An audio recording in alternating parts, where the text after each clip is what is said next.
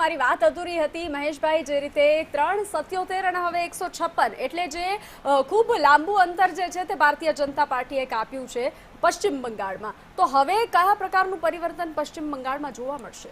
દેખો, એવું નથી કે બંગાળ, અમે ઘણા બધા રાજ્યોની અંદર સંઘર્ષ કરીને સત્તા મેળવી છે અને સત્તા મેળવ્યા બાદ એવું નથી કે સત્તા મેળવી છે તો ખાલી મેળવવા ખાતર મેળવી છે. અમે સત્તા મેળવ્યા બાદ એ સત્તાઓ ટકાવી રાખી છે અને જ્યારે જનતા સત્તા ટકાવી રાખે છે તો એ જનતાએ અમારા થતા કાર્યો પર નજર હોય તો જ એ ટકાવી રાખે છે. હું તમને કેટલાક ઉદાહરણ આપું કે ભાઈ, બેઝિકલી હરિયાણાનો સ્વભાવ રહ્યો છે સત્તા પરિવર્તનનો.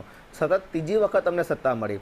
આસામનો સ્વભાવ રહ્યો હતો જે તે સમયે. આજે સતત ત્રીજી વખત અમને સત્તા મળી રહી છે. મહારાષ્ટ્રની અંદર અમે 2015 બાદ સતત રિપીટ થતા રહ્યા છે. એ વચ્ચેનો 1.5 વર્ષ કાઢી નાખીએ તો બરાબર. ગુજરાતની અંદર છેલ્લા 30 વર્ષથી છીએ. મધ્યપ્રદેશની અંદર છેલ્લા 29 વર્ષથી છીએ. બરોબર છે. એવો બંગાળમાં હવે કયા પ્રકારનું પરિવર્તન આવશે? દેખો, હું તમને એક વસ્તુ કહું છું કે આ જે બધા અમારી પાસે અનુભવ છે, અમારી પાસે દરેક રાજ્યની અંદર કોઈ અમારી નવી સત્તા આવે તો ત્યારબાદ અમારે કેવી રીતે કાર્યો કરવા એનો અમારી પાસે છેલ્લા 30-40 વર્ષનો અનુભવ છે. બંગાળની અંદર બંગાળની રીતે કામ કરશું, બંગાળની જરૂરિયાતને અનુસાર કામ કરશું, બંગાળની અંદર ચાલુ ચૂંટણી અમે જે વાયદાઓ આપ્યા છે એ અનુસાર કામ કરશું.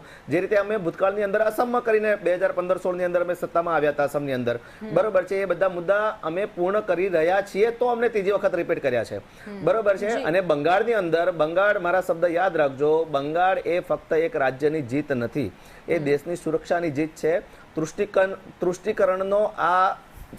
તૃષ્ટિકરણના કોફીન ઉપર આ છેલ્લો કિલ્લો છે, બરોબર છે. ને અહીંયાથી ભારતની રાજનીતિ 360 ડિગ્રી ચેન્જ થશે. આ મારા શબ્દ તમે યાદ રાખજો. જી ચીમનભાઈ, પશ્ચિમ બંગાળમાં ખાતું પણ નથી ખુલ્યું. અમે પશ્ચિમ બંગાળમાં અમારા મમતા સાથેના જે એલાયન્સ હતું એમાં નહીં રહીને અમે અલગથી એટલા માટે ઇલેક્શન લડ્યા છે કે ભાઈ અમારો જે વોટ શેર છે એ શું છે અને અમારી એમની સાથેના સંબંધોમાં જે સીટોનું વહેંચણી હતી એમાં બરાબર ન લાગ્યું, એટલા માટે અમે એમની સાથે ન લડ્યા.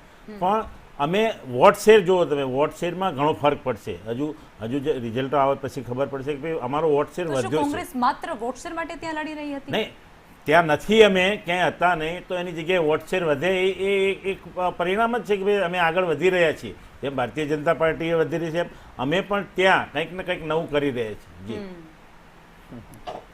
જી, તો જે રીતે વાત કરવામાં આવે જયવંતભાઈ કે તામિલનાડુની આપણે વાત કરીએ તો મુખ્યમંત્રી સ્ટાલિન અને તેના પુત્ર ઉદયનિધિ જે છે તે પાછળ જોવા મળી રહ્યા છે, તો ક્યાંક ને ક્યાંક તેમાં વિરોધની લહેર એટલે સરકારી વિરોધની લહેર પણ જોવા મળી રહી છે, જે રીતે રૂઝાનમાં સ્પષ્ટ દેખાઈ રહ્યું છે. શું કારણ?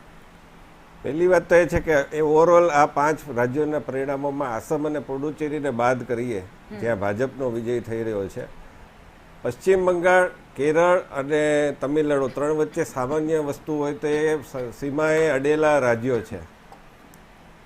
પશ્ચિમ બંગાળ, આસામ પણ સીમાએ અડેલું રાજ્ય છે. અને બીજું કે ત્યાં આ પશ્ચિમ બંગાળ, કેરળ અને તમિલનાડુ, પણ તમિલનાડુએ અને પશ્ચિમ બંગાળે તો બધા જ પ્રકારની સીમા વટાવી દીધેલી. તમિલનાડુમાં આજે અત્યારે પાછળ ચાલી રહ્યા છે ઉદયનિધિ સ્ટાલિન, એણે સનાતનને ડેન્ગ્યુ કીધો હતો અને એને સમાપ્ત કરવાની વાત કરી હતી. અને બીજું કે ત્યાં એક પહાડ ઉપર મંદિર છે એની પૂજા કરવાનું એટલા માટે ના પાડી દીધી કે આખું મુસલમાન બહુલ છે. હાઈકોર્ટે એને કીધું કે ત્યાં પૂજા કરવા દો, તો એ આદેશ પણ ન માનવામાં આવ્યો. એક આખું ગામ છે હિન્દુ બહુલ છે એનો વકફ આખું થઈ ગયું અને એની સામે કોઈ પગલાં નહીં. એની સામે બીજું કે બીજી જે આખી પરિવારવાદ ચાલે છે એ પરિવારવાદને પણ તમે જુઓ કે ચાહે મમતા બેનર્જીનો પરિવારવાદ હોય, અભિષેક બેનર્જીવાળો, કે પછી અહીંયા તમિલનાડુમાં આના જે સ્ટાલિનના MK સ્ટાલિન એ કરુણાનિધિના દીકરા, તો કરુણાનિધિના બીજા એક દીકરા છે એ પણ અત્યારે અલગ પક્ષ બનાવીને બેઠા છે. એ પરિવારવાદમાં આખો તિરાડ પડી છે. અને એની સામે આ ટીવી કે વિજય છે એ ખૂબ નવી આશા લઈને આવ્યા છે. જોકે એને જે રેલી કરી